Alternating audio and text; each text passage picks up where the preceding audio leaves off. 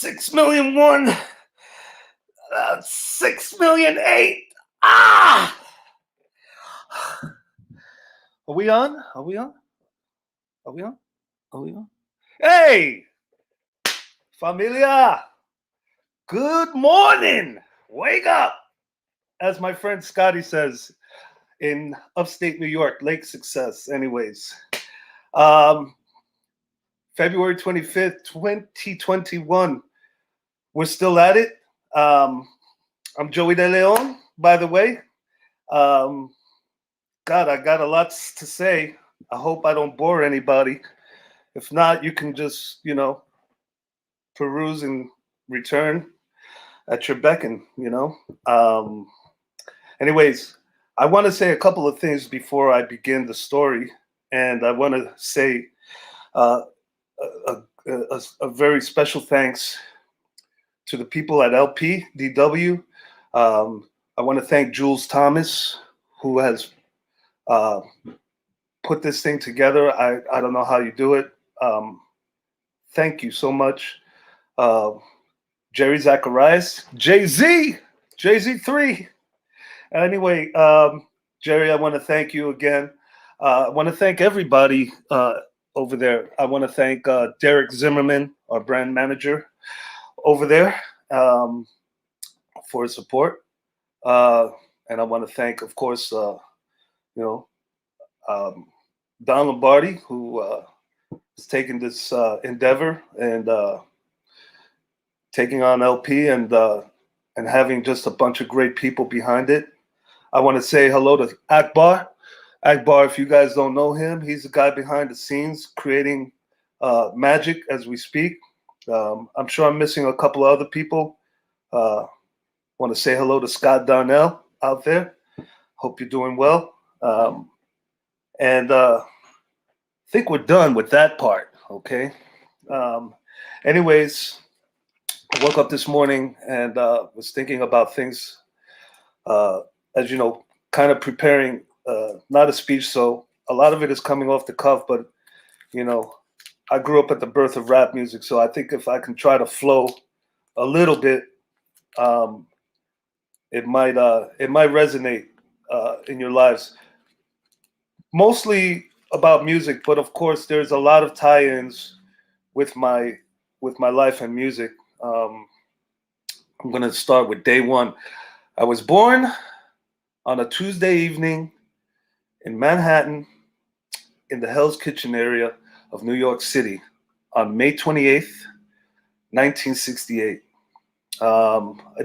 Yeah, there I am. Look at me doing a right jab. I didn't know, maybe boxing was my earliest inclination, but anyways, it's a cute little kid, man. What happened, man? But I was doing the math, and now come to think of it, that makes it 632 months, 2,752 weeks, and 19,267 days. Yeah, did that all up here right now. Yep. Believe it. If not, whatever. Yelp it. The details of my life, they go. I was born on such a year, and maybe a lot of the young generation is a little bit more aware, because there's been a lot of specials on the year 1968, particularly a very what kind of climate could I describe? Challenging, upheaval, uproar, discord, a lot of changes. As I said, I was born in the Hell's Kitchen section, a hospital called Polyclinic Hospital. It's no longer there. It was first discovered there that I was allergic to penicillin. So to connect that, my mother, I have to mention her, she just had her first vaccination this morning. And I'm glad to say that she is okay. She's recuperating. The first shot, I won't get into the details, but it's so timely that it happened today, and we are here sharing the stories. So I want to give a shout out to my mom, and I'm going to give shouts out as we go along, and I just want to let the community know, just those people out there streaming and watching, thank you so much. Please feel to drop some comments, good, bad, whatever I can do to answer those questions. I might not be able to do it immediately, but I promise you, I'll get to you. That's for sure. Because we got lots of time. COVID. So just don't mind me when I start going into second or third person. That's just what I do. Anyways, I was so the origin of me getting into music, it started with my mother, but it also, obviously, instrument-wise, started with my dad. I didn't know about the influence my mom had till a little bit after. I kind of mentioned that in reverse, but I've got to talk to a little bit about their life growing up. They were first generation Puerto Rican Americans, if you'll allow. We don't say that ever, but that's just what we do. But I'm just using that so I can give you a little bit more context to a situation where my mom and my father's parents came from Puerto Rico by way of probably the World War II. We've never discussed it, but I'm assuming, just looking at the timeline, I'll tell you about my mother. She grew up with 7 siblings, and her father was the only musician, to what I can recall, my abuelo, Rafael. And he was an interesting character. He loved music. In fact, the first conga I have, which is an echo tone, and some of you percussionists will know echo tone. It's kind of a weird looking drum, but if you see it now, it's a classic. There's some out there in the virtual land that you can see via pictures and stuff like that. Anyways, I still have that drum, but I have it in New York with my mother. I can't even take the skin off because it's been on for 50 years. And the rim is just all dilapidated. So we have registered it as retired. It's a landmark. It's a conversation piece. I'm going to bring it out here once I am able to return safely. And want to remind everybody to let's continue to be safe. I'll keep mentioning that in and out throughout this broadcast. But getting back to that, my grandfather played accordion. That was kind of a little side thing, but he played a little bit of conga. But he was a bartender at the world famous Biltmore Hotel in New York City for 40 years. Now, interesting thing, according to the legend, my grandfather never took a drink, which is just amazing to know the type of clientele that he had over there in the heartland of Times Square. Biltmore Hotel. We still have a Biltmore here. There's no Biltmore over there in New York anymore, if I'm correct. So, but I'll check that record out.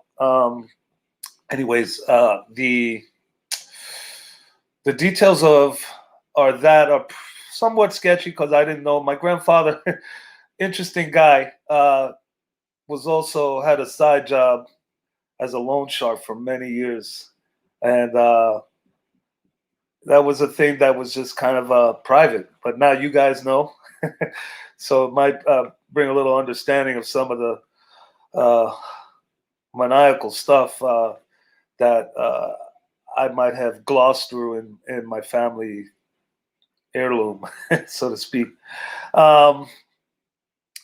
Getting to my father's side, this is where this is kind of the emblem of and the genesis of the story. My father also had 6 5 brothers and 1 sister. And the interesting thing about it is that my father's mother was previously married and lived in Puerto Rico. She bore 3 children, 4 children. And her first husband died tragically. I don't know if it was an accident. I don't know. I don't really remember or ever being told that. My family was pretty quiet about things and not letting us know, which now, at this point in my life, the curiosity button is always constantly flicking at me, and I'm always asking more questions about how did this all begin? What brought you guys to New York City at a time where the war was imminent on the North American front?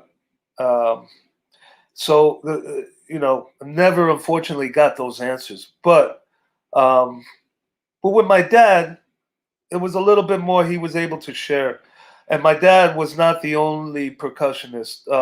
It started with his eldest brother from my grandmother's first marriage, a gentleman that I will have to mention. There are very few pictures, and unfortunately, I don't have any to share today.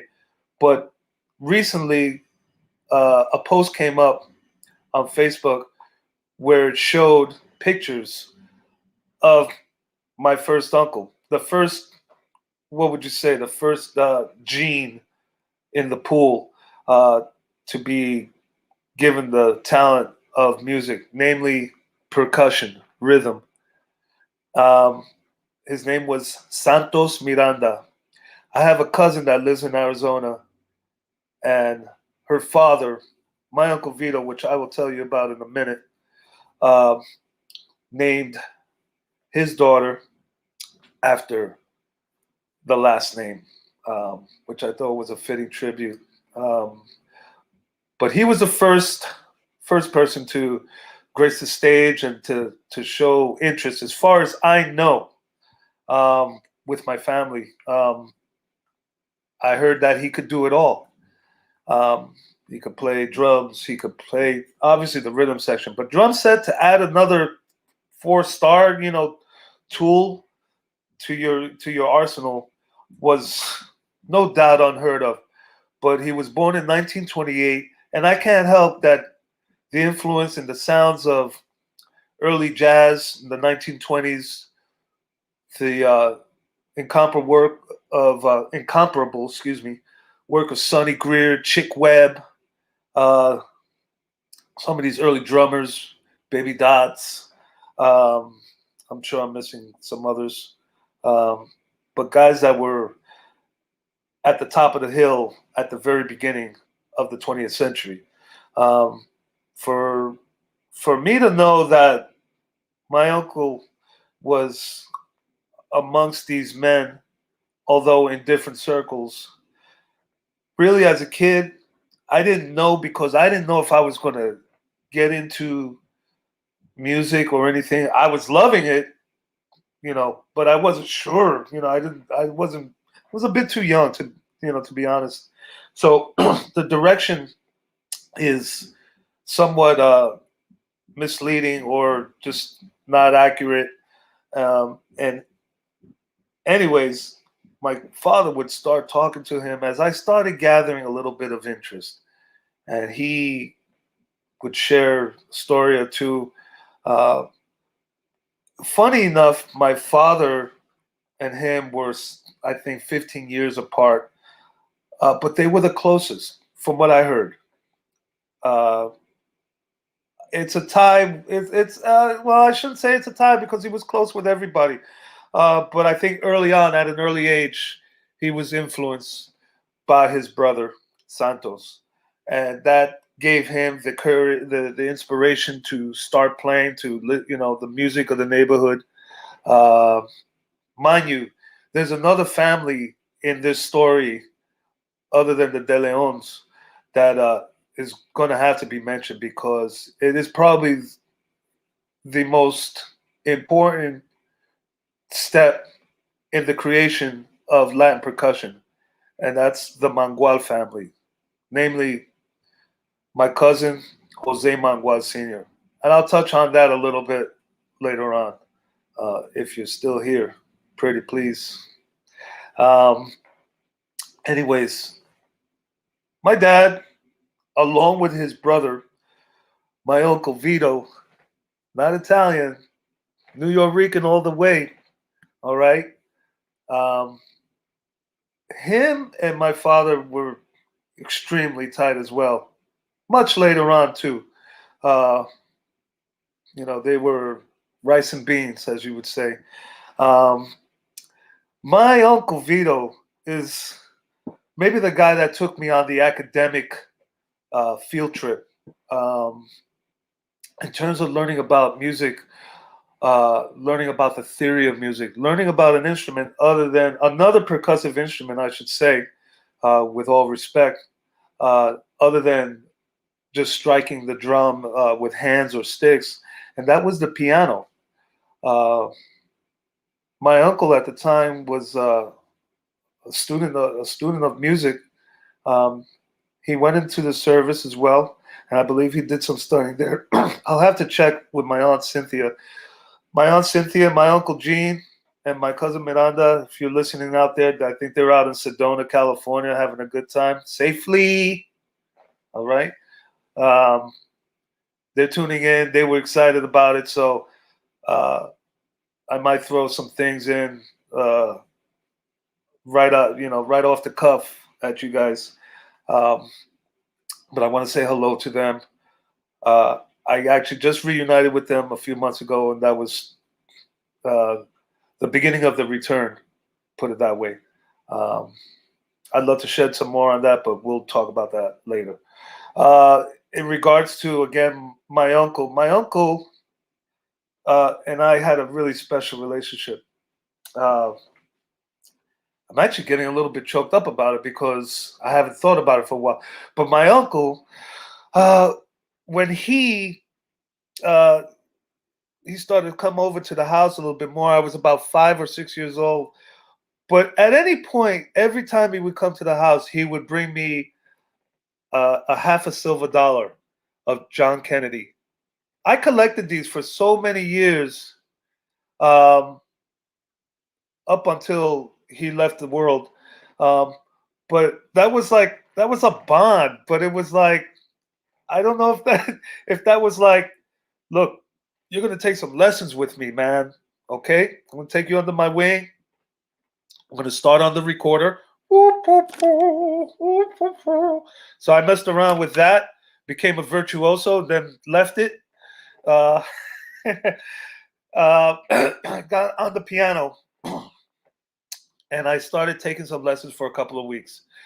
My uncle Doel, another brother of my father's, from my mother's first marriage, one day he came to the house and he brought an electronic keyboard, a small one, but it was like something to get going on because we didn't have a piano or anything like that. The accessibility, mind you, we came from modest means and stuff like that. We weren't affluent by no means. Just enough to get by. But thank God that worked out so far. And so he brought this keyboard over, and I was like, okay, now I got something to work with. Thank you. Did more than thank you. Gave him a hug and just told him I love him. And so I took lessons for about 4 weeks. The 4th week, my uncle introduced me to cashews. I got violently sick that day. So much that for some reason I wound up never going back. It was at that very last lesson, may he rest in peace, because he just left us, that he introduced me to Return to Forever, featuring Chick Corea. And that's important to mention because he was a huge influence on a couple of albums. for me. Um, but getting back to what the main point is that uh, I had unfortunately stopped doing that, but my interest in conga and music was continuing. Also, my wanting to learn how to read music became increasingly more important. Um, I was in band when I was in grammar school. I took band from fifth grade on, all the way. From fifth grade on, I took band. Um, my other passion is sports, but there was nothing like that happening so much at the time that music was my my course. It was my desired journey, anyways. But it was a tough decision between wanting to be a baseball player. That's my first love. Uh, I wanted to be Craig Nettles. I wanted to be Reggie Jackson. Those were huge influences um, in my growing up. Even connecting with the musician part of me, I put those two together. If I wasn't playing, I was playing. You know what I mean? Um, both spaces have places. That's the way I look at it. You know, they were both equally important. Um, as difficult as uh, those careers can become. Very, got to work really hard. Um, and so, anyways, I stayed with the music. Uh, I wound up taking lessons from a gentleman, and I was about 10 years old. We had moved to New Jersey, North Bergen, New Jersey. I want to give a shout out to everybody in North Bergen, Upper North Bergen. My niece, Cassandra Shanae, in Jersey City, mucho amor. My people up in West New York, uh, Union City, Little Havana. I grew up all around that area. I grew up in a place in North Bergen that was above a tuxedo shop called Tuxedos by Rose. I believe it's still there. 7727 Bergen Line Avenue. And I can tell you this. Um, I was thinking, um, this person that I need to share with, and that's my cousin, um, because he's also a part of, I would call him the triage of people that got me into playing. Um, Maybe it'll come up in a second. This is my cousin, and this is me at about 4 or 5 years old. Yeah, I think that was it. It'll come back up again, so just be patient. Technology. Yeah, this is my cousin Jose Garcia, better known as Bitin.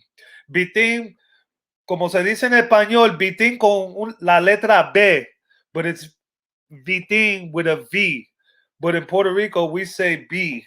We use a V and we pronounce it as a B. So just to be clear, um, while I was just jumbling that Spanish, I want to say something in Spanish. Quiero saludar a toda mi gente en el mundo entero, específicamente en Nueva York, Florida, Chicago.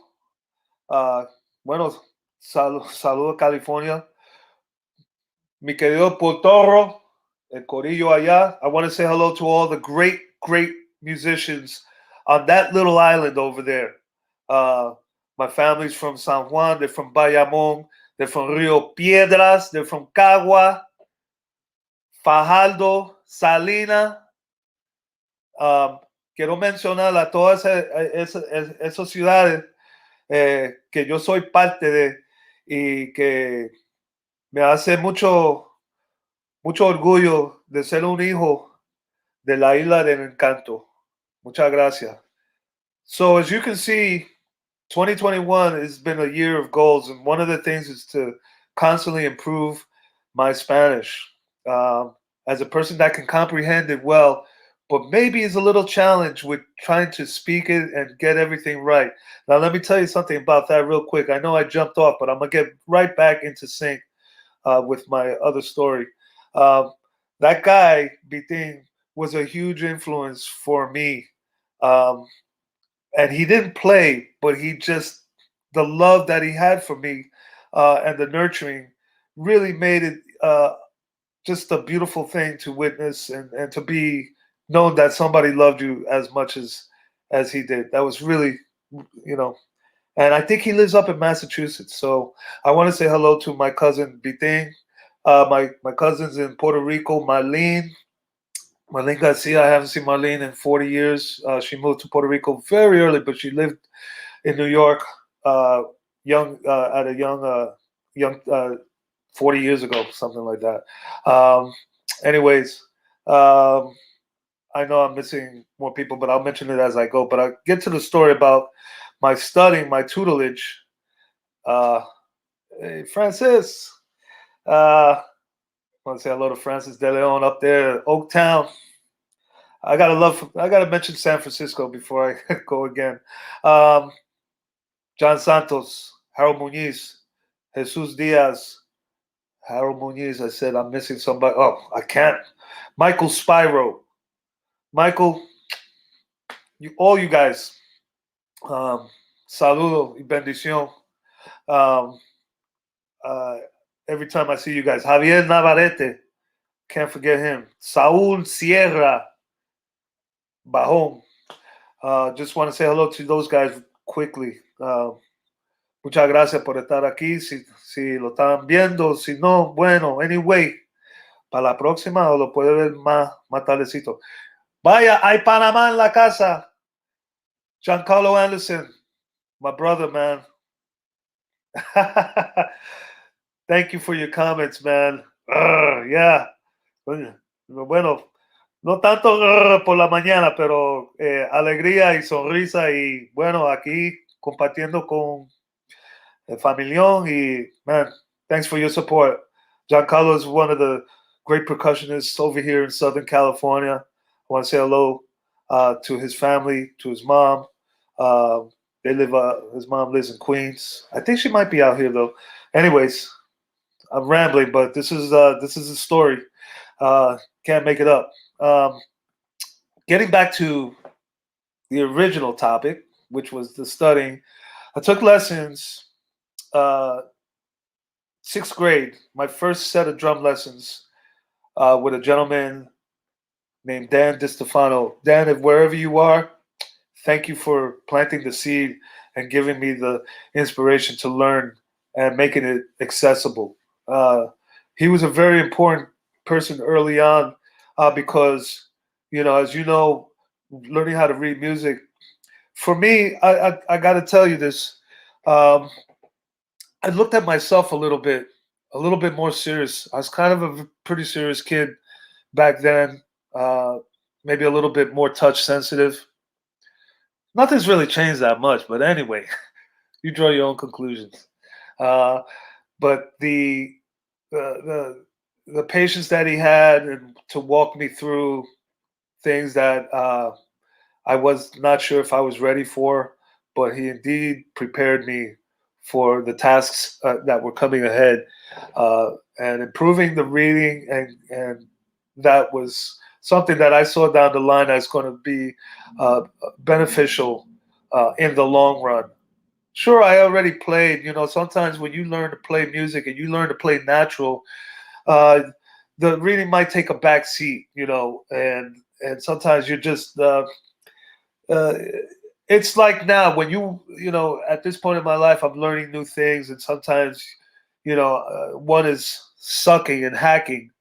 I would say it in Spanish, para la gente que habla español, cuando uno está tomando otro turno, haciendo algo nuevo, aprendiendo un instrumento, aprendiendo de ser ingeniero, a veces uno se tiene que estar en una situación que, lo digo en Spanglish, soqueando, y entonces, pero tú sigues, si tú tienes motor para persevere, then you're going to get through. I promise that. I'm living proof of that, as you'll keep hearing the story. For that to be implanted in me and embedded was important down the way. I'm gonna fast forward a little bit. Oh, no, before I fast forward, I need to talk about another family member that's, I mean, hugely important on the scope of Latin percussion. I want to talk about a little bit about 𝗟𝗡𝗢𝗦𝗧𝗢𝗡 Senior. Now, I had a picture here. If you'll allow me, just give me 1 second because I have a picture, most recent, that I did not submit to my colleagues, but just so you know, this was given to me uh, by my mom by way of him, and this was maybe 1991, 1992. He passed away in 1994 at the young age of 74. But if you guys don't know about 𝗟𝗡𝗢𝗦𝗧𝗢𝗡 Senior and my cousins, Jose Jr., Bullucito, and my other cousin, Luisito, their impact is you can't underestimate it. You can ask Martin Cohen yourself, and I hope he's watching over here. Martin, sending you a lot of love and a lot of vibes. Yeah, I'm getting some nice stuff here. So, but maybe let me put a little context. I have that picture of my cousin, but I'd like for you guys to also see a picture of my dad. If maybe we can put that up on display. Yeah, mi padre, Jose de Leon Sr. This was in 1976, and this was in New Jersey, near some railroad station in Palisades Park, I believe. Palisades Park is the origin of the Latin Percussion Studios and the company, founded by Mr. Martin Cohen, 1964. Running it back a few years, 1958, I believe. The story is that Martin Cohen went to go see the legendary Machito Orchestra, big band. And right there playing bongos was a gentleman, my cousin, enough said, Jose Manuel. And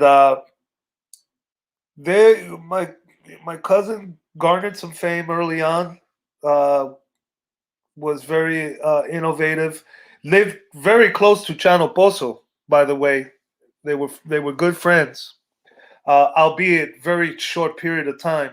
But they were friends, and they did sessions and stuff like that. It was such a.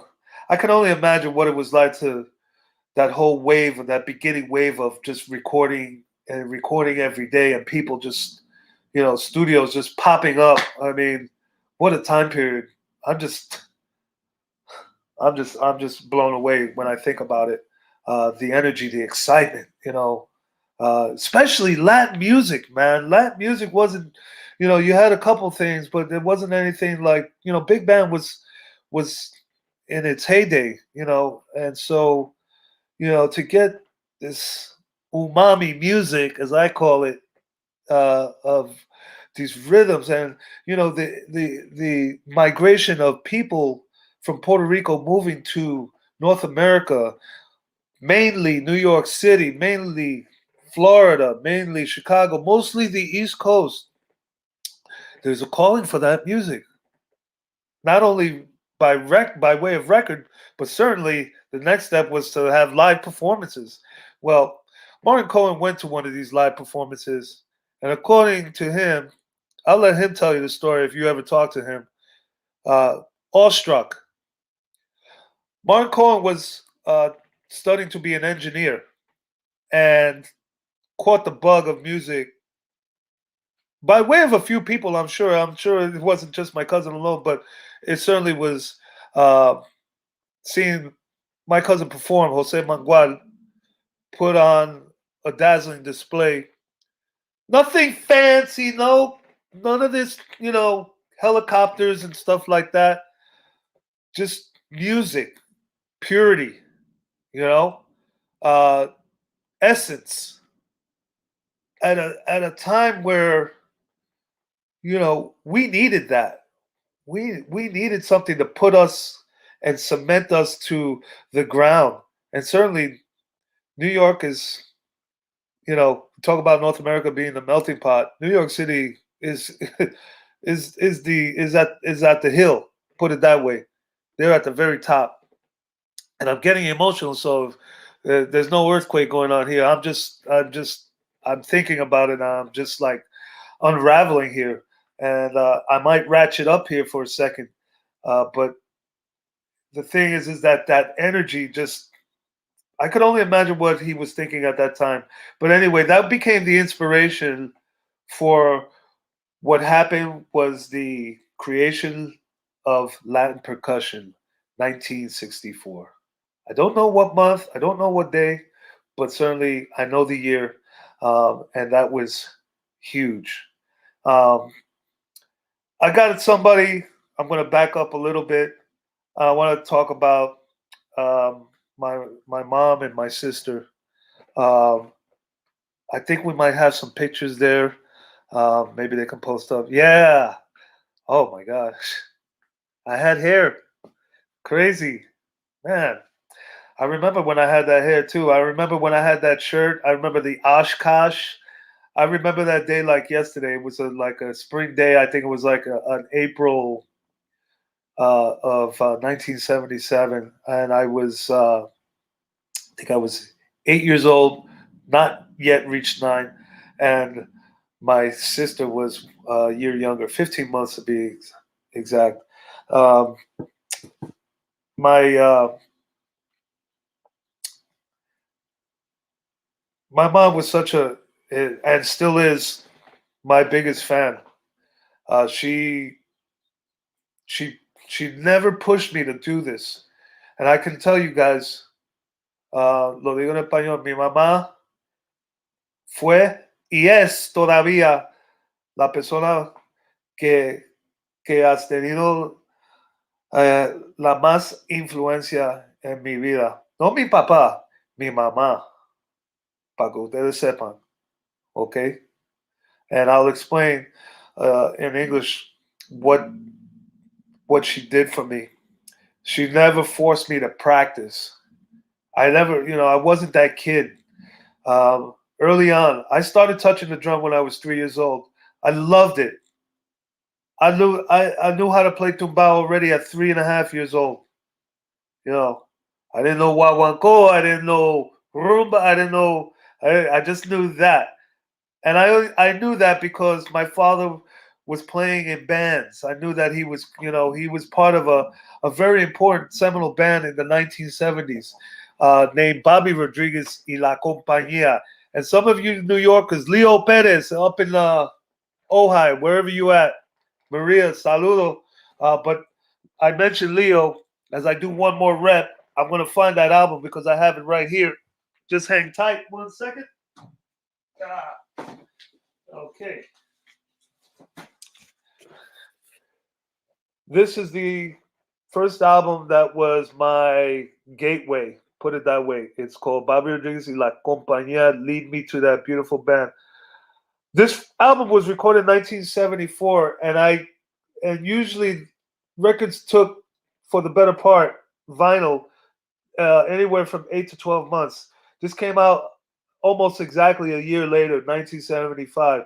But my dad already had a dupe copy, vinyl of this record. This was the band, and Bobby Rodriguez is the gentleman with, you can obviously tell, the red shirt. A fantastic band leader.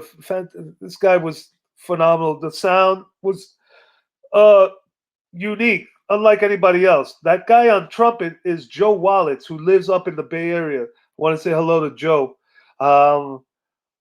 The guy playing timbales, I got a funny story to tell you about him, but I'll tell you that in a minute. God, so much to say. It's crazy. Thanks for being patient. Also, got to remind everybody, please feel free to drop comments. Feel free to say hello or anything. Para la gente que habla español, por favor, deje su comentario si puede. Saludo. para mi gente de México, órale, ya sabe. My good buddy Juan Carlos, um, Juan Carlos Jimenez, great brother. He lives out here, pero de Mexico. Charlie Chavez, want to say hello to him. Anyways, uh, it's crazy that that person is the only person alive today. Joe Wallace is the only living band member. Oh, actually, two. There's another singer there named Jose Acosta.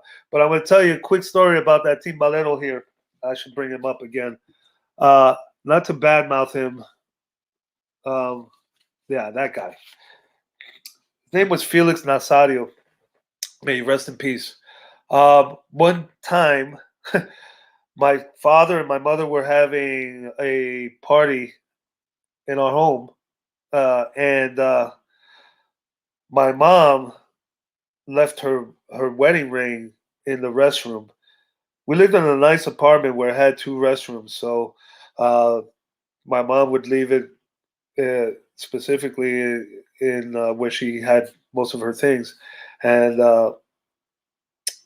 after the end of the party, she could not find that wedding ring, and turns out that he was the culprit. Unfortunately, he was immediately removed from the band after that, and who took his place was a guy that was a huge influence for me, just from a musical standpoint. I did not play timbales till much later, and I'll talk about that a little bit later.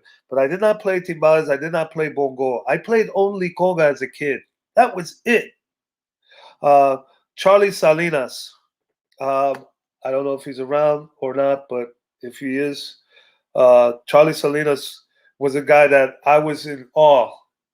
There was two people outside my family that I was kind of starstruck, maybe three, and that was Charlie Salinas, Johnny Rodriguez, 𝗟𝗑𝗢𝗚 𝗟𝗑𝗢𝗚, and Nicky Marrero. In the pantheon of percussionists in this style of music, specifically salsa music, he was a huge. These four guys were just could not stop looking at them. I would just, God, maybe I was telling myself, I'd like to be that one day, I'd like to be like that cool. They just, the demeanor that they carried, just like, not arrogance, just like so sure of themselves, calm, soft spoken, those things were attractive to me, they still are. And I still see Johnny Rodriguez, and I still see myself as a 4 or 5 year old looking at Típica 73 records. Para la gente en español, que estoy diciendo que había 4 personas que cuando yo le miraba un disco, le miraba la cara, que yo me ponía bien como starstruck. En la manera que eran como dioses, tú sabes, como Mount Rushmore. Eran los Mount Rushmore de percusión que yo conocía a esos momentos. Y yo mencioné a Timbalero, a lo mejor el uno más menor conocido, pero hay gente que en Nueva York sabe de su fama. Charlie Salinas, Johnny Rodriguez, todavía el Dandy. Saludos, Dandy, Las Vegas, baby. Baccarat. 𝗟𝗑𝗢𝗚 𝗟𝗑𝗢𝗚 y Nicky Marrero. Nicky, saludos allá en Nueva York. Ori, I didn't even say hello to you over there. Hope you're listening. Saludos a Carlos Caro, allá arriba también. Vaya. And so these guys, the record, it was just, God, I want to be like that. That inspired me as a young kid, just seeing these guys. But when I saw Charlie Salinas live, and just the idea that there was a time period, ladies and gentlemen, you see it a little bit more now, but certainly like Manny Oquendo was like the last of the Mohicans in terms of still implementing that, and from the old guard, you know, and always played that way. But the timbal bongo combination played independently, or independently. When I say independently, I mean at different times. Um, they wouldn't play it at the same time. It wasn't like today's young generation of Lions are doing more stuff on the independent end, where one hand is doing this and one hand is doing that. And this person I want to say hello to, saludo a Papi Osco allá en la Canadá. Vaya saludo. Calixto Oviedo over there, I think he's in Miami right now, dropping it. And he's with his beautiful wife Lily and his 2 children. Just want to say hello to them as well. But anyway, make a long story short, to touch on another thing, those guys were so huge.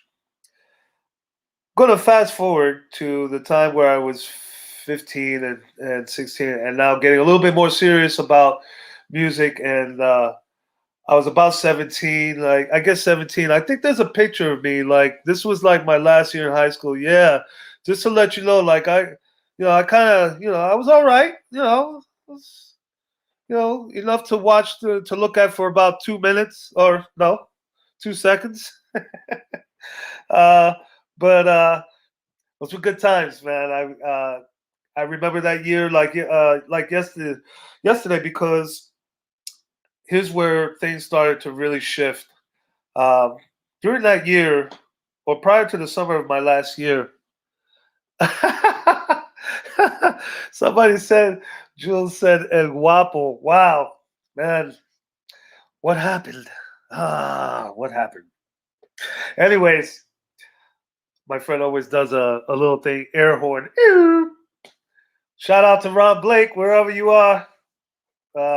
Father of 2, just became a father for the second time.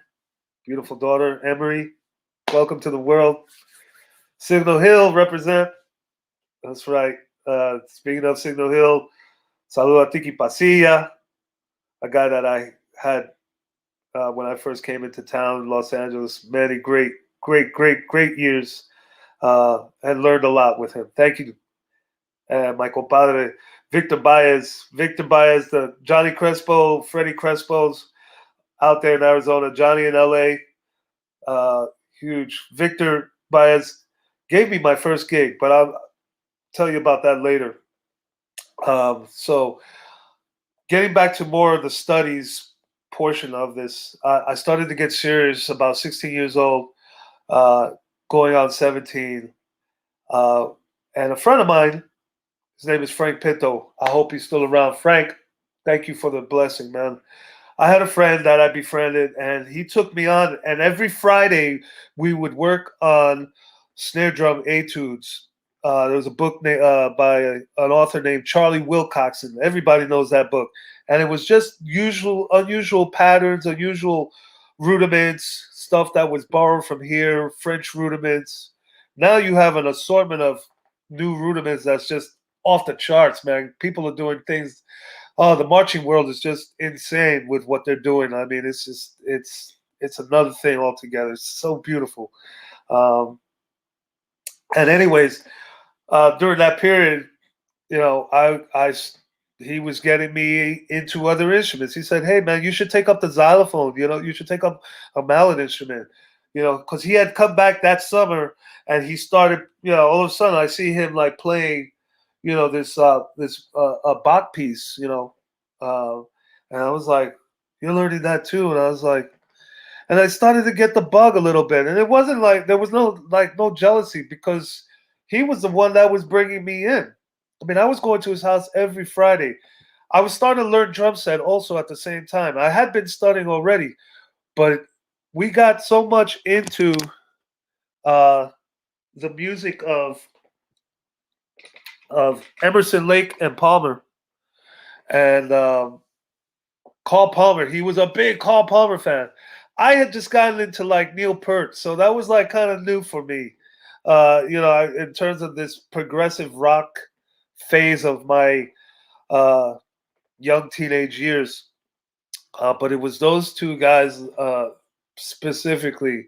I was into rock big time. I was a big Rush fan. A lot of people don't know that. Shout out to Chris Stanky. I know he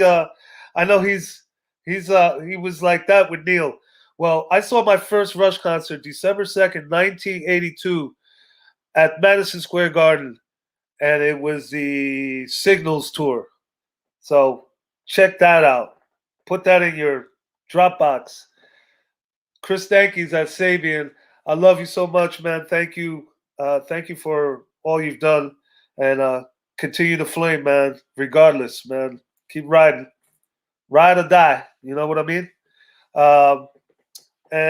So, anyways, I mentioned Chris because Chris is probably the number one fan in the world for Neil. And when the last time we had a live NAM show or a pre-NAM party, Sabian, we held it in my beautiful city of Burbank, California. The Bank, the Bank.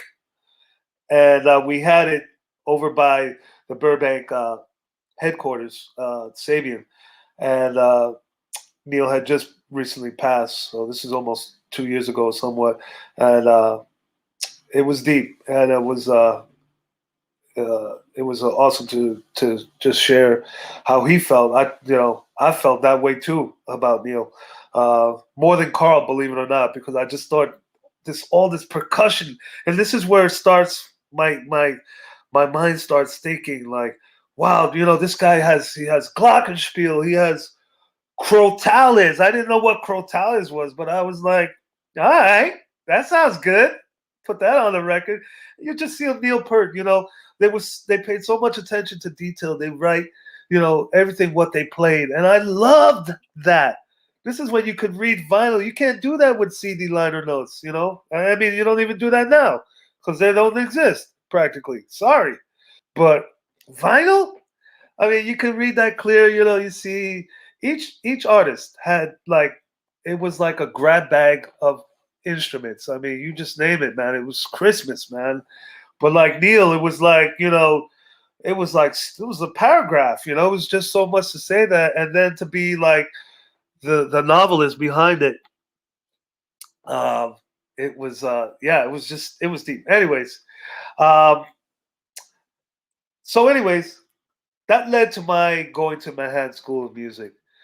That guy, Frank Pinto, and just Neil Peart was my gateway to going and becoming a classical music major, receiving my bachelor's in 1990 at the prestigious Manhattan School of Music. And I want to say in memory of Mr. James Price, my teacher, and Fred Hinger. Mucho amor. We're going to jump a little bit further because you know what?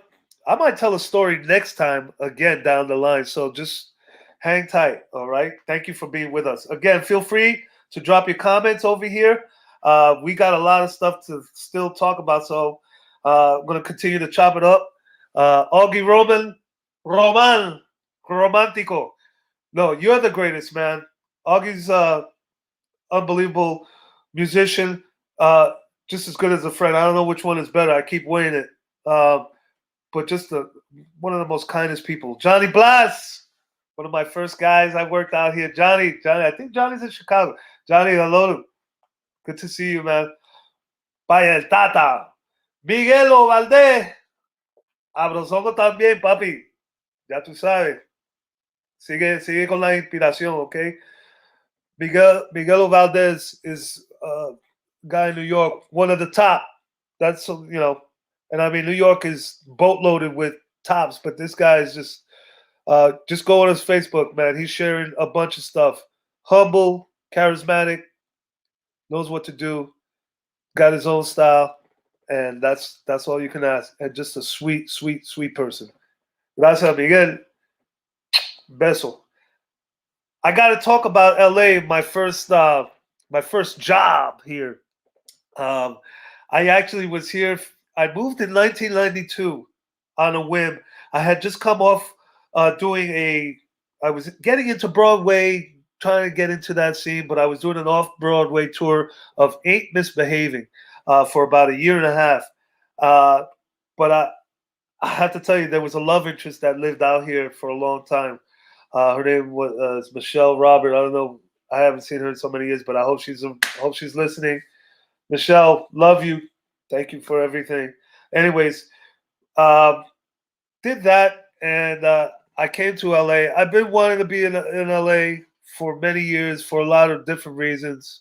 I think we have one of the first pictures of me in LA. One of my first gigs. If I say the first, I'm not too accurate. Oh yeah. Well, hold on. Yeah. Oh my God. Woo. I'll name everybody from top to bottom. I'll start bottom. Okay, yours truly. Next to me is Joe Rotundi, a killer. I'm gonna say killer ass pianist, and one of the most beautiful human beings on earth. That is Ricardo Tiki Pasillas, a genius. That's all I got to say. Nelson Amador, who was the band boy, but also just a beautiful person that we got to share a couple of really great years with. Gee, the hotel Fridays, man. Hilton or Sheraton? I don't know. I think it was Hilton first. Anyways, up above me, that's the great David Stout. Wonderful person, brilliant arranger, orchestrator. The gentleman right next to him is Kerry Lotion. Kerry Lotion's father to Long Beach represent. And he is a guy that was I bonded closely with. He lived right across the street from me for many years. We were able to share, and still, well, maybe not as much today lately, and certainly I'm a little further away. You know how, getting in the car and driving down to Long Beach or vice versa, Burbank is a shrug and okay, well, the traffic, you know how it is. Kerry, much love to you, man. Miriam, the kid, everybody out there. Steve Marsh. Steve, I've been keeping in touch with lately. He's a sax player. He's the guy, that came into the band, and we struck a friendship. We don't see each other as much as we used to, but certainly by way of Facebook and other social streams, we're able to at least banter back and forth, or not even banter. We just banter sounded good, so I just used that. But just to catch up, man. He just recently got married, excuse me, some time ago, and just want to show that that's the boss, Susie Hansen. Susie, if you're watching out there, I love you. Thank you for hiring me via Kevin Ricard. Kevin Ricard is the one that really recommended me to the gig. I was making a transition because my first couple of years out here, I had a regular job. I worked in Century City, but little by little, one night I heard a radio station, KLON 88.1, Long Beach, California, Cal State Long Beach to be specific. And I listened to a guy. I want to say hello to Jose Rizzo out there. He was DJing and played a gentleman named Francisco Aguavella. I'm going to mention him. I'm going to show you a picture of him later. But to finish off these guys, great singer. I don't know where he's at. Ruben Esteban, Boricua. Ruben, si está escuchando, mil amores, abrazotes, y bueno, pasteles también. Love you, man. That guy on to the last one is the legendary Rene Camacho. Rene and I remember the first day he came out here. He just he melted my heart, man. Just kind of the same kind of character that I am, but definitely much clearer thinking than I am. That's a backroom story, but there's a lot of that too. But those people, they were my home. My early years. I started with Susie September 30th, 1995. And I played with her for approximately 7 years. And I just can't thank her enough. It's where I began to really learn. I'm going to tell you something, guys. I'm going to be very honest. When I came out here, I did not play timbales. I did not play bongo. I did not play maracas. I did not play güiro. I was kind of maybe BSing myself because I didn't know that it was going to grow to that. Although I started seeing a pattern, an all too familiar pattern, that if I didn't round up my skills, luckily I had the understanding that, well, I had classical music as a background, so I knew about stretching, stretching the table, stretching the floor, as they say, so to speak, and trying to, uh, you know, put more, add more tools to the box, as they say, and become a little, have a little bit more, uh, a wider palette in terms of being able to do this style, this style, that style. And I was blessed to be around certain people. Kevin Ricard comes to mind big time. He's the one I sought out because I knew he played an instrument called bata. Kevin Ricard also turned me on and I met a person that I had been seeing as a kid, but I did not realize it. I want to talk about just real quick, Rudy Regalado. Rudy, what you meant for me that first night at the Jazz Bakery. If you're listening in heaven, I know his daughters. She's constantly around the scene and is on all social streams. Norca, your father. I'll tell you what your father did for me. I was married a long time ago. I was once married in got married in February 2nd of 2002. Um, the very next day, he had assembled a reception party. The day after the wedding at his home back then, which was in Inglewood, 321 Pine Avenue. I think that was the address, if I can remember. Somebody could check on that and do a fact check. That would be great.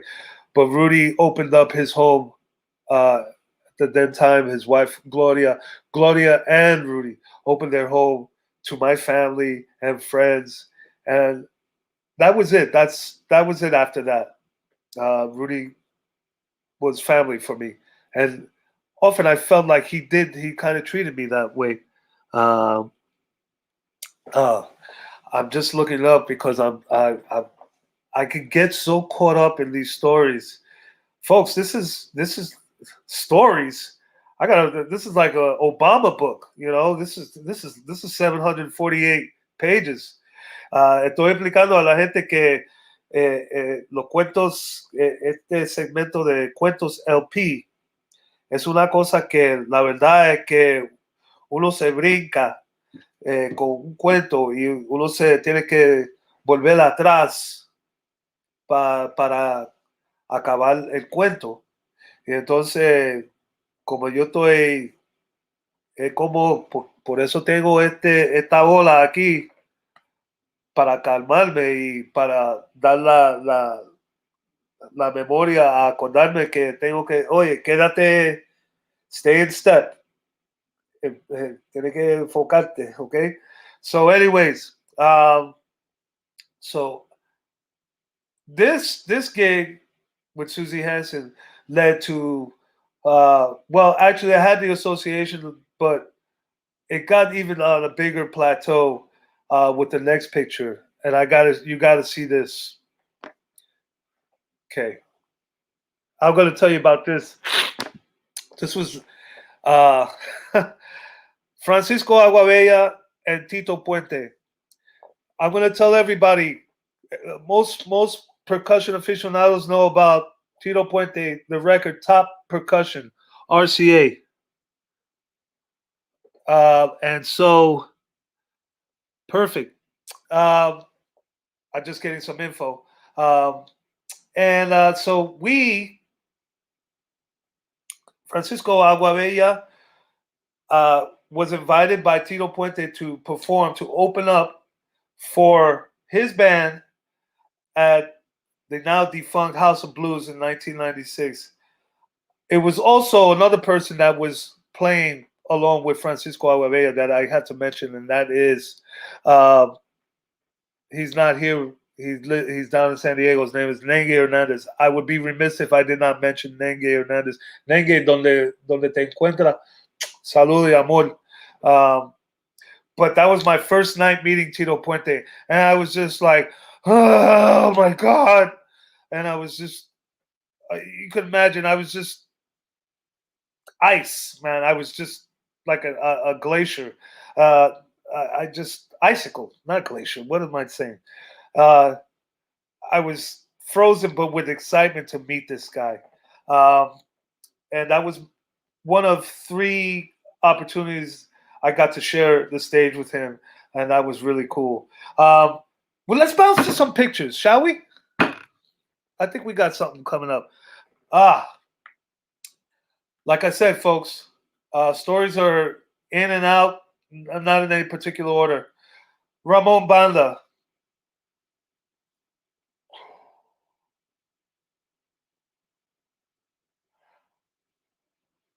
What can I say about Ramon Banda?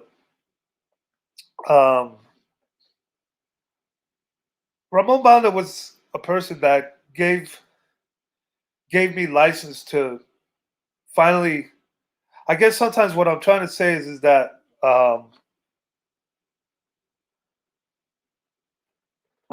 choked up. It's deep. But I remember trying to find my voice. I remember trying to. I didn't. Here's something that happens with a lot of the young generation percussionists, is that sometimes you're looking for approval. It's like, I'm looking for my family. I'm looking for. I just want to be loved.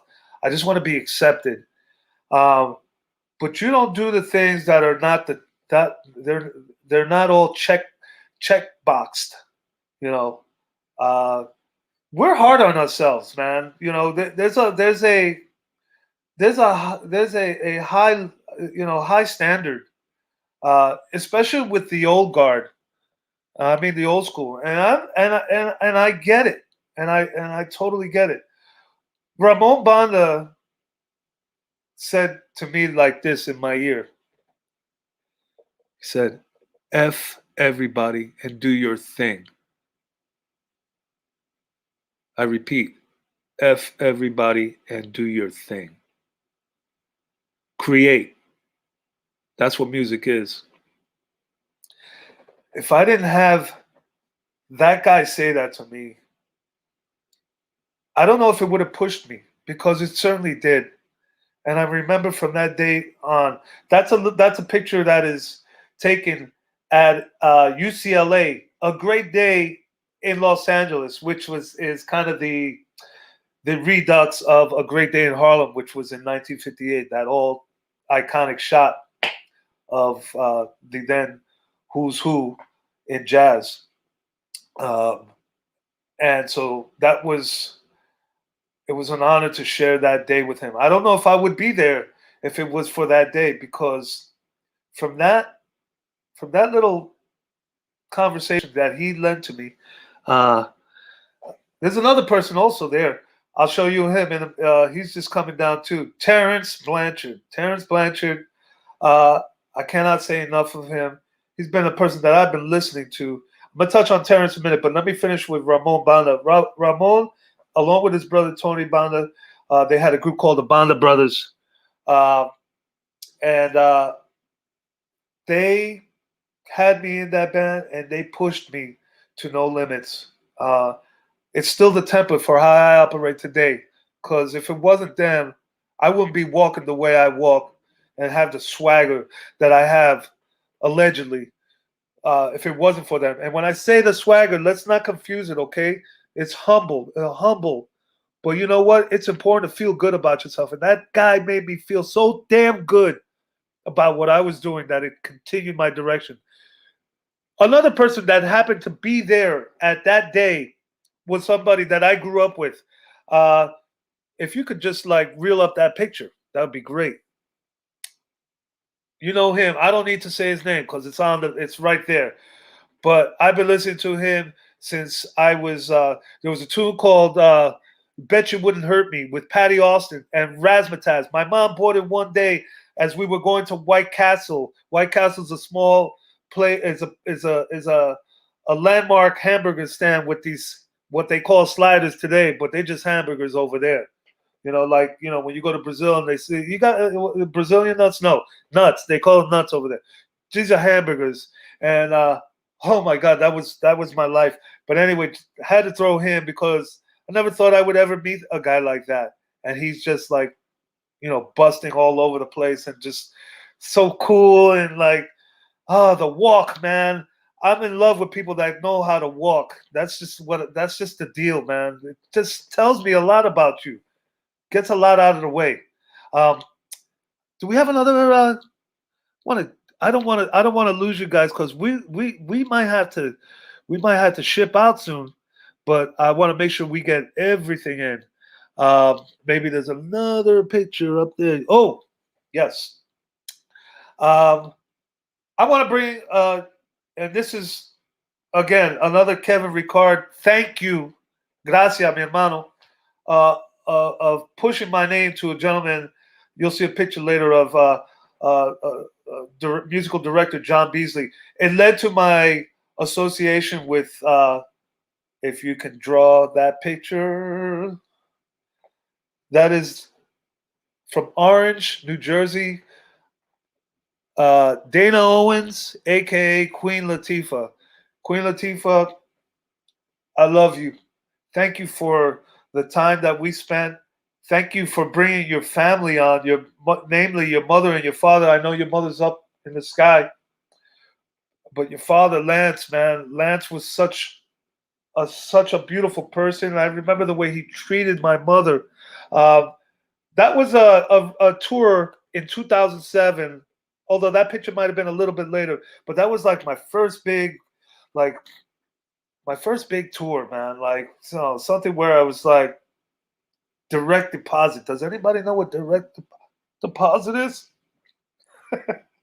Well, that was just again a small timer from the Bronx in New Jersey. That was just amazing for me. And I gotta give a shout to somebody else because he might have had something to do with reaching out to John Beasley and getting that gig. Dennis, Michigan, Spartan, go get it. Keep at it. But anyway, my association with, albeit it wasn't as lengthy, but we did subsequently reunite years later. Do a Playboy Jazz Festival, do a couple of other runs and stuff like that.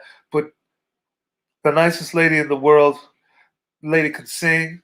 She, in fact, I mean, that was, of course, me like being so insulated, not knowing that this lady has an infinite amount of talents. That's what she brought to her. We have another picture. Thank you, Queen. Thank you, Dana. Oh, let's say Queen. Wow. If you got another, I think there's another picture I want to just. This is important. I have to run through these guys quick. As I mentioned, Rene Camacho, Jose Madera has been part of my musical tablature because of listening to all the records. That's to the left, next to Rene, is my old boss who I played for with many years, Poncho Sanchez. Poncho, I don't know if you're listening. I love you, baby doll. Sugars boogers, chicken butt. Thank you for all the years. Poncho hired me in 2006. I played until 2018, and I had some of the best years of my life with him. I had some challenging years too. I'll say that, but that had much to do with people, namely my sister, moving on, transitioning due to illness, and that was a tough period. But anyways, that being said, the real is the real, and I just thank him. But Jose Madera was, I still, he actually is the brain surgeon behind the last I don't know 5, 6, 7 albums of 𝗟𝗣𝗢𝗘. He could be found playing everything on there. Not only that, but he comes from family history. My cousin Jose Mangual was great friends with his father, 𝗟𝗣𝗢𝗘𝗦 Madera, who was a saxophone player, woodwind player, arranger. Jose learned the same traits that his father did and became and still is a fantastic arranger. Leads the Mambo Legends Orchestra in conjunction with my man Johnny Rodriguez, keeping the flame alive of real hardcore mambo music all over the world. And actually, yeah, maybe this would be a good time to expose a little video. This is going to be a video I think we're going to show with me and Poncho. The first time I played at BB King's, and boy, I was nervous. We had just arrived. I got to give you context with that. We had just arrived from a flight that was late. I forgot where we were coming from, but we went strictly from the airport to the club and took care of business. And it was such a great reunification. I want to say hello to Annette Aguilar. Annette took. I know Annette since I was in college because she was going to college at the same place. She was doing her master's, I was doing my bachelor's. But we had so many great times together, and she took me under her wing for a good period of time and helped me see the light in a lot of ways. One of the beginning sparks in terms of my branching out and stuff like that. Let's show this just a little bit. This is actually a tune from the recent record of Poncho Sanchez. Here we go.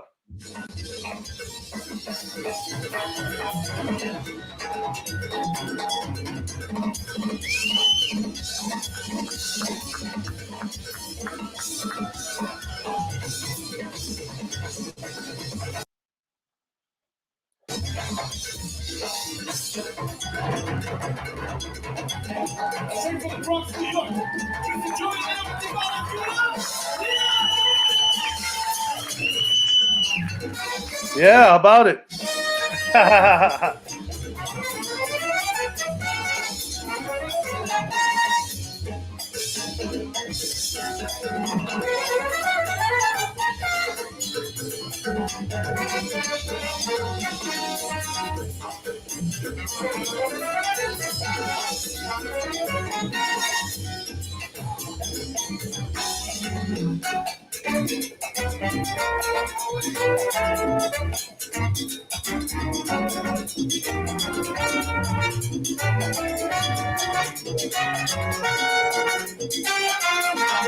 Yeah, that sounds great.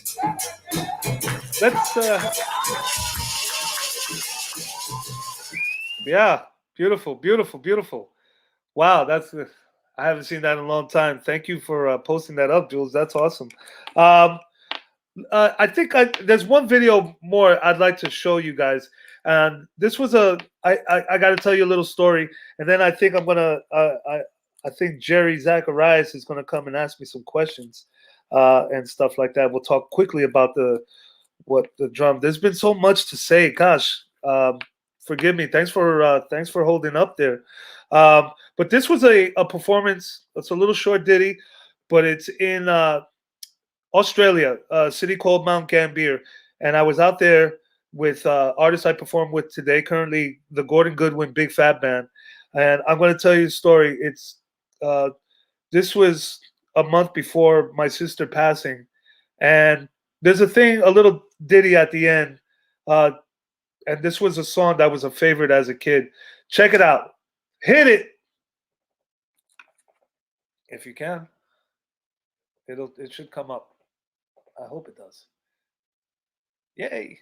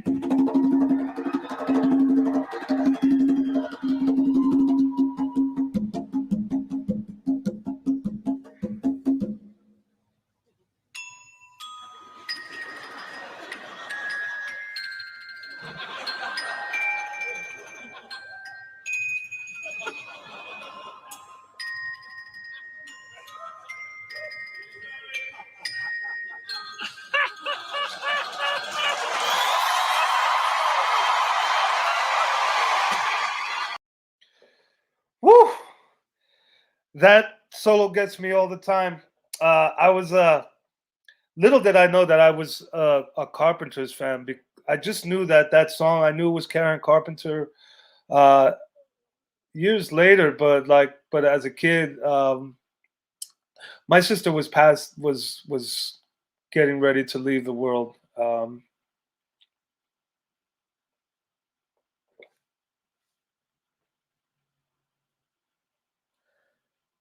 love her. I love her to death. Where is she? Wherever she's at, she is. She never complained about my practicing, which was kind of weird. I don't know if that was kind of an angle, like, okay, I did this for you. Nah, Jules, don't be sorry, because she never complained about me practicing. That was I don't know what to say about that, because I played all the time when I was a kid in when I was in high school, and it was. She just was a big fan. But anyway, enough of that emotional part. But thanks for hanging in there. Yeah, you ain't kidding, man. Woo, woo. Makeup is mascara is running down. So, anyways, I'm fine. I'm good. I'm just real. This would be a good time, because I think we just have a couple of minutes. Well, a couple of minutes is our LP time. With that, maybe we could bring. We'd like to bring 𝗟𝗣𝗦𝗧𝗢𝗥𝗘𝗦, our A&R guy here. Maybe he could share the stage. Hey, Jerry, how you doing? Can't hear a damn word. There you go. Hey, there you go.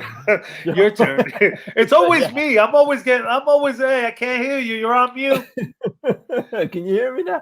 Yeah, thanks. Man, thank you so much, Joey, for taking the time and sharing your story and just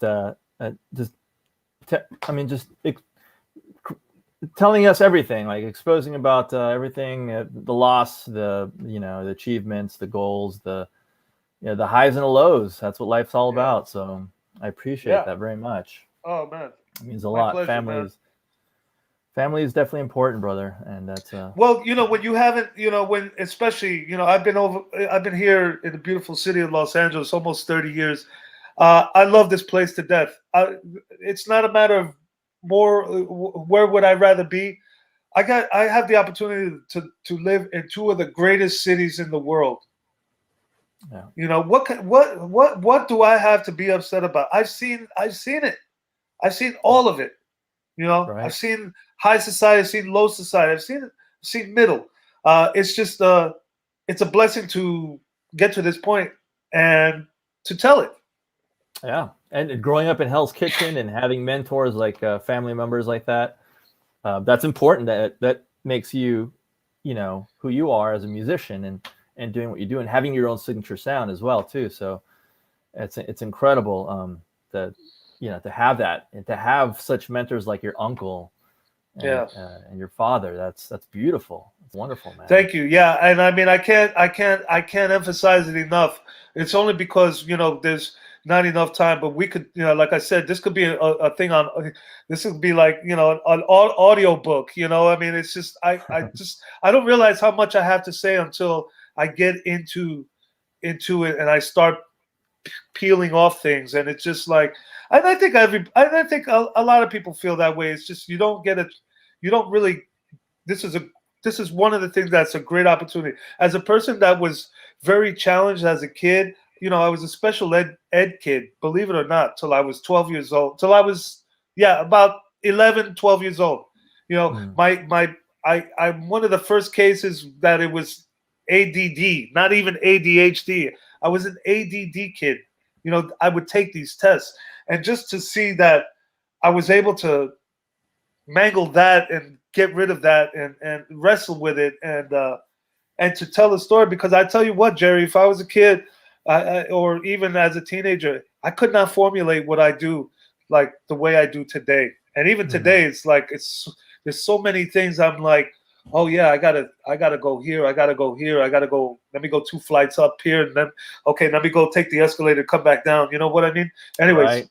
Yeah, you got absolutely. No, that's like music.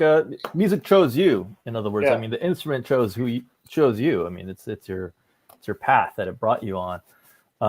And Absolutely. you know, it's there. I think we all kind of we all have our stories to tell, and yours is definitely one of it's just very dynamic and different, and having all those wonderful mentors in your life. I wanted to quickly just talk and also talk about health and wellness as well too. I know besides playing drums, I think you go fishing, right? I don't know if I'm.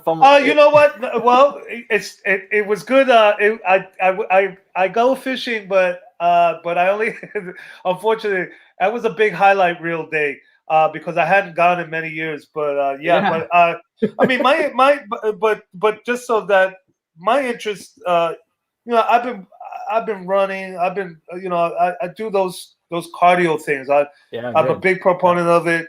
The thing I think with right now that of course, and I used I haven't been doing that. Although wait a minute, hold on, let me get one. Well, that's what I mean, because we start off like that, yeah. Yeah, well, no, I mean every day is something. Yeah, I'm big into stretching. I was doing Pilates up till recently, and but I've been doing that in yoga. For yoga, I've been doing for a long time, but Pilates has been kind of a new interest. Just getting the body to stretch. It's probably the most important element. I used to lift weights when I was in high school. That'd be like my little side thing. But heavy weights. But as a percussionist, you run into the dangers of that. Well, first of all, of course, injury. That's something we want to fray from. But the idea of like this is where yoga and yoga had such a great impact on me was the ability as you get older, you see people walk slower, you see people, hunched. And as a percussionist, we're constantly dealing with back, what a lot of people deal with back issues. Bongo players, notorious for, pulling a muscle in the lower back.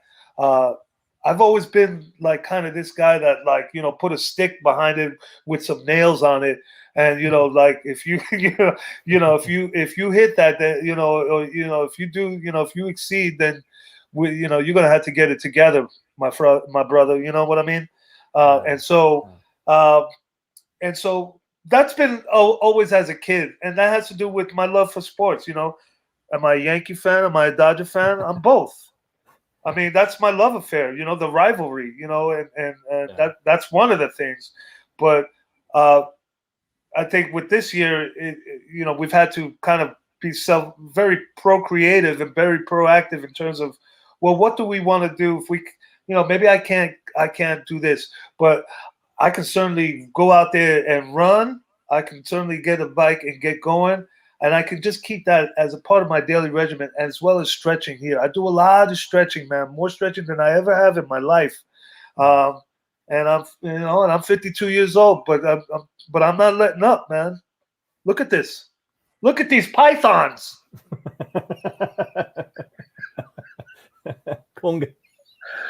See, I can cry and I can laugh.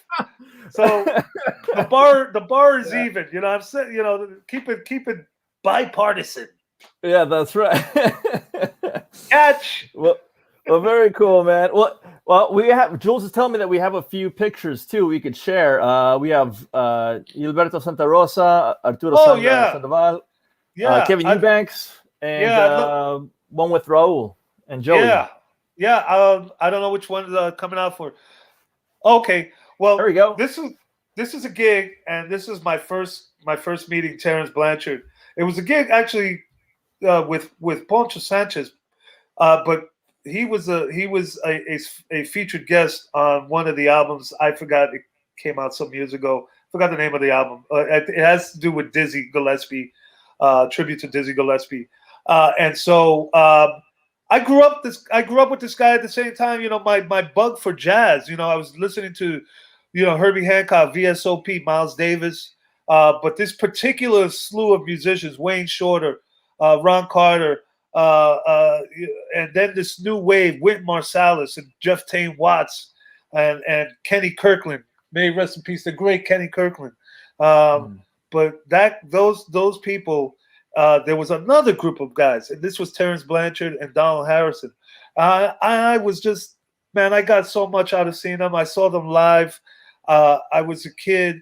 I was just like that, when that low-hanging fruit, as they say, it was just coming to me, and I was taking it all in. I was starting to understand, I think, the more or less how to go about the business of straight ahead music, because that was really my first. That was in high school. I was really getting myself prepared to be a straight ahead drummer. My love for straight ahead. You can ask some people out there. They know. They're kind of shocked when the percussion goes, "Oh, you know that tune? You know that tune?" That's a rare thing. But anyway, that's that. Next. Arturo's. Oh, there you go. What were you going to say about him? No.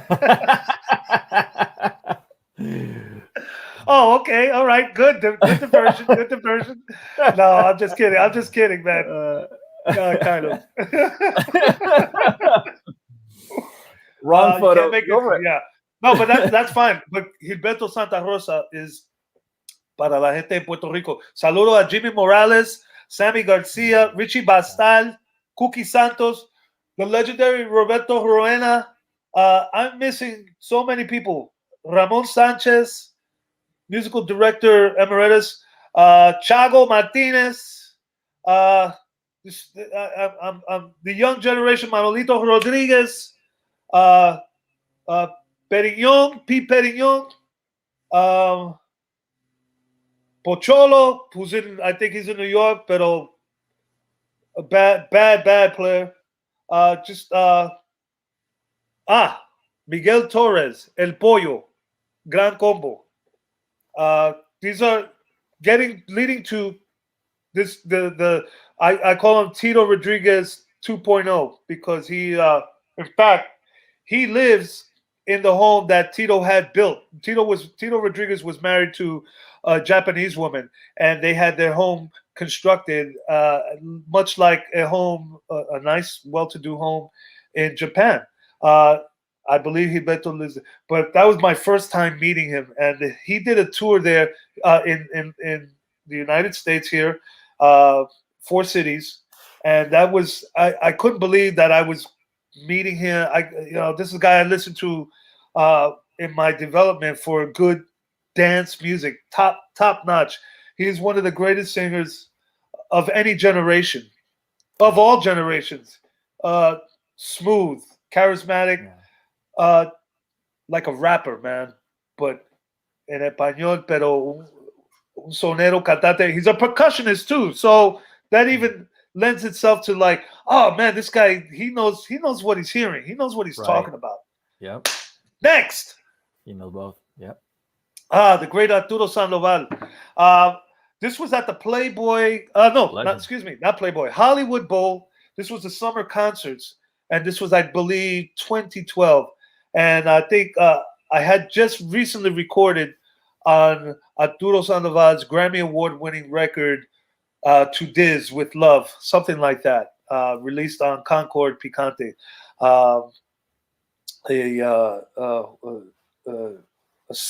I want to say hello to John Burke also. I also got to say hello to a couple people also while I'm at it. My Dominican contingency over there in New York, Joe Francisco and Ruben Francisco, wherever you are. And the cousins, the Smash Brothers in Florida. I want to say hello to them. They are important to my life as we speak today, particularly Joe and Ruben. Thank you so much. But Arturo Sandoval, that was a gig. This was with the big band, and it's one of these things I never think. Here I am. I'm playing with Latin jazz luminaries, playing with Poncho Sanchez, and I'm playing with Arturo Sandoval. So that picture's just reflecting, wow, like, that not I made it everywhere. No, but that was a pat yourself on the back moment. But it was like, okay, I'm putting the work in. I put the work in, so maybe it'll pay off. And that was a great concert. I think Natalie Cole was on that. Unfortunately, didn't have a picture with her, but Natalie Cole was on that gig. Somebody else, I think maybe Lee Ritenour. I'm not sure, but I've played with Lee a number of times. A fabulous, wonderful person to work with and to play with. But that was my first brush with Arturo Sandoval, which lasted about a year, and I had a good time, man. And he was cool. He could be cooler, but whatever. It's not a knock, whatever you got to do. I'm just keeping it real, man. I don't phase, I don't change it, man. But it's still, when we're talking musically, he's just a marvel, man. And it's cool. I mean, I love seeing the videos. I like that he's still pushing the envelope, and he's still trying to create. I can't be mad at somebody like that. I could be mad about some other things, but we ain't gonna talk about that. Next. I don't know who's the next picture. Oh, my man. Yes, my man. This is the great 𝗟𝗩 𝗦𝗧𝗢𝗥𝗘. 𝗟𝗩 𝗦𝗧𝗢𝗥𝗘 was the musical director for Jay Leno, and then the Tonight Show that was subsequently the Jay Leno show. Anyways, but at different time periods. But originally it was led by the musical director. Jay Leno's was Branford, and Branford left after a year. And for 20 years, Kevin was at the helm. Kevin is such a savant, man. He's one of the true geniuses of our music, along with all those guys there, particularly also Marvin Smitty Smith, who's I grew up watching him. Yeah, and I met him when I started going to college, and he was just like, he was the guy. He was the guy that I saw doing, like, not only straight ahead, like Kenny Washington and him and the real purist guys, straight ahead, not a hybrid, but particularly Smitty could hybrid because he could play funk, and it was definitely more convincing that, oh, okay, this guy knows, he understands, but he's one of the true musical geniuses. Perfect pitch, a musical theorist, unbelievable. Getting back to 𝗟𝗩 𝗦𝗧𝗢𝗥𝗘. So Kevin gave me the opportunity to participate in his album. Bill Pierce is also the sax player there, who was a longtime alumni with Tony Williams, the late great Tony Williams, one of my heroes for sure. And again, you saw another guy, my partner in crime, Rene Camacho. There's a lot with that guy that we've done. We've done about 11,000 gigs together, and I kid you not. Engineer there and somebody else, but he just gave me the opportunity, man. Like, didn't use percussion generally, so I was flagged down basically, and he gave me an opportunity, man, and I was just totally grateful. Got to play on the Tonight Show as a result, do a performance, and that was another highlight, man. What can I say? Very cool. Nice. We have the next one. The boys of summer here. Now that's my quarantine look. As you can see on my right pocket, it looks like that's money, but no, that's nothing. I'm waiting for a check from one of these guys. But this was a recording session. The guy on the right, I have more of an affiliation, but John, I've met a couple of times, and he happened to be on the session too. And I just spoke to John Beasley yesterday, who has who I didn't know is a DJ on one of the Sirius shows. It's a Miles Davis channel. So just a little plug for him. If you're checking out, if you're looking for something, if you have satellite radio, he's a guest DJ. Well, he was a guest DJ yesterday. He might be a regular guy though. I'll keep you posted on that. But John is a musical genius. He's responsible for Grammy-nominated 𝗟𝗡𝗢𝗏, which is a tribute to the works of Thelonious Monk. Thank God for keeping that name alive. And that was a recording session for him playing 𝗟𝗡𝗢𝗏 plays Beasley. So kind of like did a flip over, like, like eggs, like over easy. And so he had me participate on a record that was nominated for a Grammy. I don't think it won, but it won a lot of hearts, that's for sure. John got me, I was affiliated with him with Queen Latifah, and that carried over even later into other projects that bore fruit later on. Yeah. Next, Here we got go. the 𝗟𝗏 𝗦𝗧𝗢𝗏. Oh, yeah, Raul. like Yeah, that's coming. 𝗟𝗏 𝗦𝗧𝗢𝗏. Yeah, that's another story. Yeah, Dodger fans are happy like crazy. A tribute, Raul Rico. yes, sir. It's not that I hung out with Raul many times, because I could tell you I did. I could tell you a handful of times, but every time I did, it was a conversation. It was a long ass conversation. Yeah. We just talk, and we talk about other things. We'd had similar interests. We liked folkloric music. He was a lot of people don't know he was into the other spectrum of hand drumming, and namely that's the folkloric side, which kind of bleeds into religious and social beliefs to some extent. Right. We never got. Yeah. We just shared the musical aspect of it. We didn't get into what's going on inside your head or anything like that. Spiritual, but that was the last time. That was the last time I saw him. The NAMM. That was the last year that he attended, and he looked good. He looked dapper, man. He looks, He looked like, It looked like. It reminded me of Edward James Olmos' Zoot Suit. So just that was important because he's a hero. My father listened to my father. I didn't know this about my father. My father was into Latin rock, and like I had no idea like the popularity of Latin rock. Say hello to 𝗟𝗏 𝗦𝗧𝗢𝗏. I can't forget 𝗟𝗏 𝗦𝗧𝗢𝗏. Carl. Yep. Pauli Mejias, part of the Santana, the stream. Carl, man, Jesus Christ, man, don't get me started, man. Get me upset.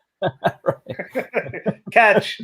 But Raul, look, man, I saw the relationship that he had with Giovanni, and these two players they've known each other since they were kids, believe it or not. Because I talked to Giovanni and I asked him, how long have you known? He knew Raul. Giovanni Hidalgo. We have a picture of Giovanni? Is there a picture? Let's see if we do. Thought I put a picture. Yep. Anyway, you know what he looks like. Yeah. Everybody does. Yeah. The GOAT. The GOAT. Saludo a Richie Flores también. That's another GOAT.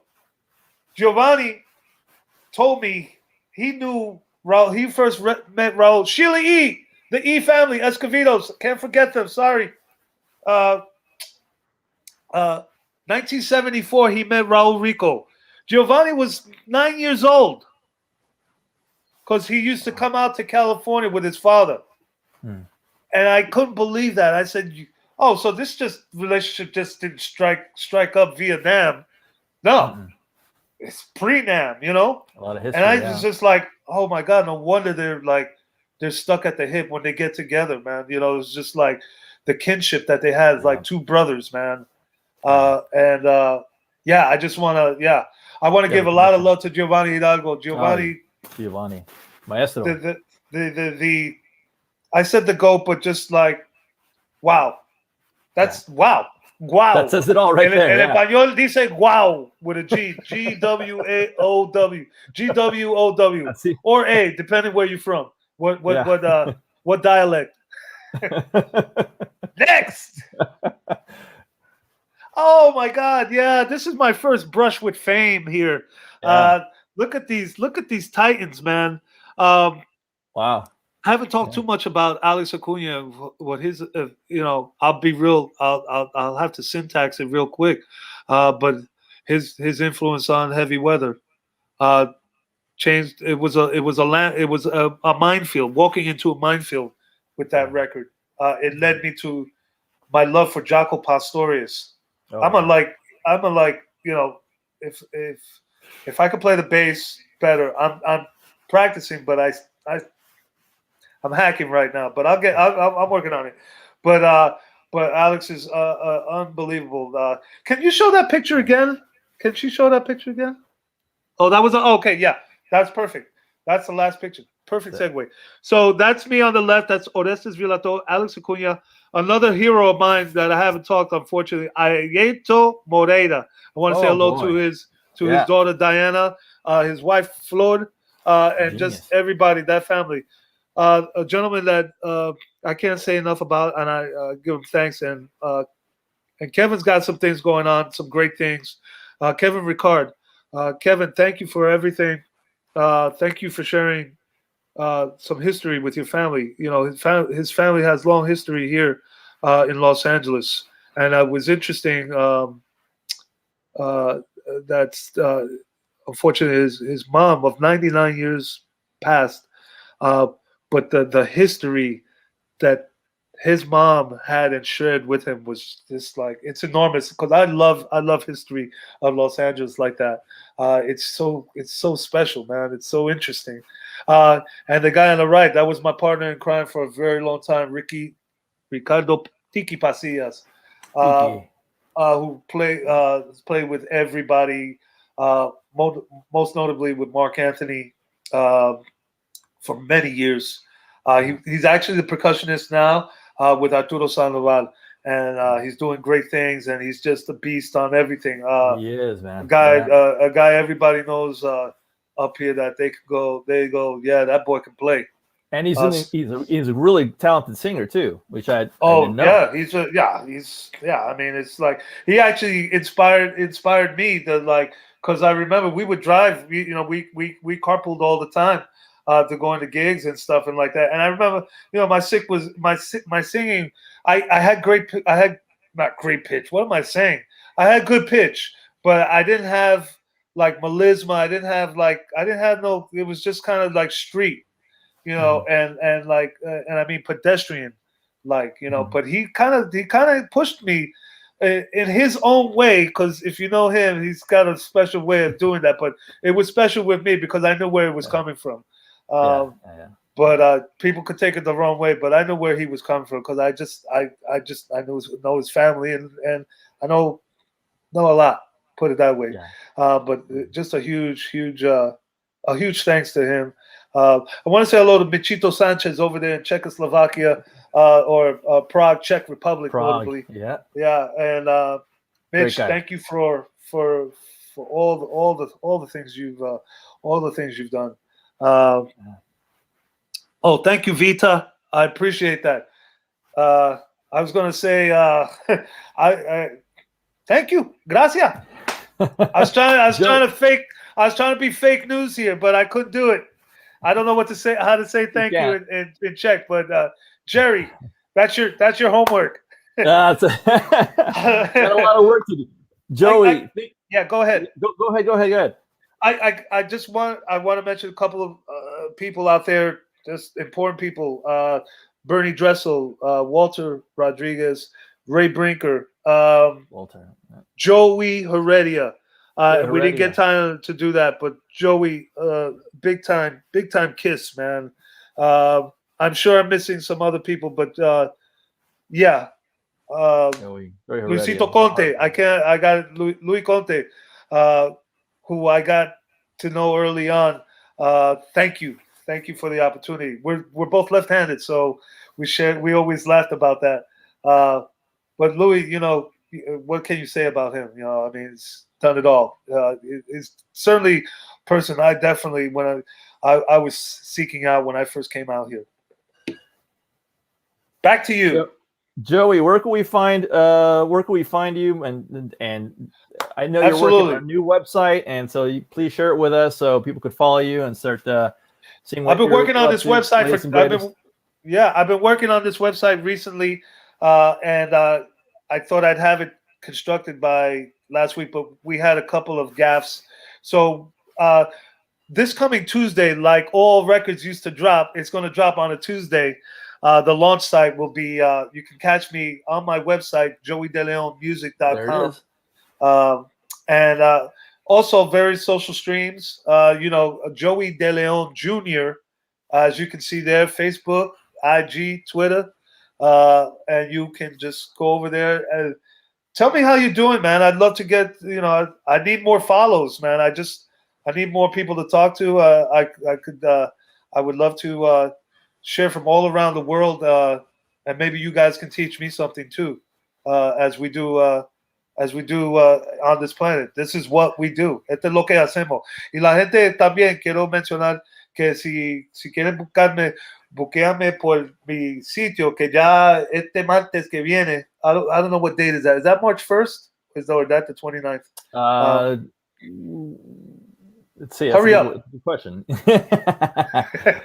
Yeah, let's see. That is March 1st is Monday. Okay, so 1 de marzo va a caer mi sitio 𝗟𝗣𝗢𝗘𝗦.com, y si quieren encontrarme, there you go, thank you, Joey De Leon Music, pero si quieren buscarme también se puede ir por la varias plataformas, IG, Facebook y Twitter, Joey at @Joey De Leon Jr. And that's I'm here, man. I'm serving the city, the beautiful city of Burbank here. Nice. Joey, thank you so much. Any closing comments, anything you would like to let people know? And I know these are difficult times right now, so this is, everybody's kind of, there's social distancing. All the venues are closed right now, but as far as people at home, maybe they could. I'm just saying, like, continue to stay steady. This is a critical time where, probably more importantly, I don't know, I find myself staying locked in a bit more, even though I know the numbers are downsizing, which is great news. We'll never forget this. Make sure you write your feelings down. How you feel today. It doesn't have to be necessarily a journal, but it can become something like that.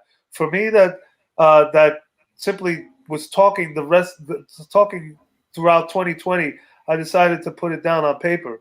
Of course, I forgot some things because I was just thinking I was going to remember everything. But old Joey's got to be Mr. Know-It-All. Oh, yeah, I won't forget. Anyway, slap. But the most important thing, and I want to say hello to 𝗟𝗣𝗢𝗘𝗦 Gonzalez, my family here, La Verdad, Músicos. I cannot miss the name Jose Papa Rodriguez, who also, along with Ramon Banda, a guy that old school, but like gave me the push to do something different, man. Yeah, don't worry, we got you. Love that about him. Kathy, nice. All the supporters out there, Joe Marcano, Peggy, Violet, Margaret De Jesus. Who else? Yeah, man. I mean, it's just, God. I want to say hello to the young lions out here: 𝗟𝗣𝗢𝗘𝗦 Montes, Daniel Rodriguez, Jimmy Brandley, Raul Pineda. Who else, man? Ray Islas, Ray can cook. He made a Caesar dressing that I think I'm gonna have to bother him, man. I hope he lets it up, man. There's a lot of good LP artists that are chefs, and it's good to see that. Yeah, Ray. Yeah, man. We've had to. The only thing I stay away from is the bread, man. I don't know how to make bread yet. I'm probably the last one, but yeah, I just want to say, everybody, just hang on. Help is on the way. We are doing this. Forget the parties and all that. Forget the politics and all that. Let's just get over this and let's start moving again. I want to move on up to the east side. You know what I mean? Jefferson's, baby. Moving on up. We got to do that. Beautiful. Well said. Thank you, Joey, so much for your time. Thank you, everybody watching at home. Please stay safe. We'll definitely see each other in person one of these days, hopefully when everything is reopened again. And just stay safe and stay well. Thank you again. I'm so glad to hear about your mom as well getting her vaccine. That's great news, man. That's good news. Thank you, Jerry. And I want to thank, and again, just quickly, I want to thank once again, I want to thank you. You've been knowing me since the days at Remo, and even the time when I was married, and I just feel so safe with you and just comfortable, and like I don't know. That's why I'm just saying what I'm just riffing, man. I'm just riffing because I don't know how to act like an idiot, man. I just know how to be one, you know. So. Well, man, you know what? It's always a pleasure. Seriously, you're a mentor to many, and you've been a brand ambassador. All the dedication, passion. Jerry, one more thing. Jerry, one more thing. 𝗟𝗣𝗘𝗬 𝗟𝗑. I gotta say that. Yes, sir. And 𝗟𝗑𝗢𝗓𝗘. I gotta say thank you. Maybe the greatest cajonero we've ever seen. Diego Alvarez. Yeah, Diego Alvarez. El Negro. Family. You know, yeah. So want to thank them. I know I'm missing people. Richie Garcia. I'm sure I'm missing more. Okay, Carlos Lopez, Echo Park Project. Thank you. I want to thank Jules Thomas. Jules Thomas, this is not possible without your steadfast and you riding the ship and guiding us through these pictures. I know it could be a problem, but I hope it's a good problem, as John Lewis used to say. But good trouble. I hope I'm good trouble for you. So, love you, Joey. Love you guys. Have a beautiful one. Un amor, un beso.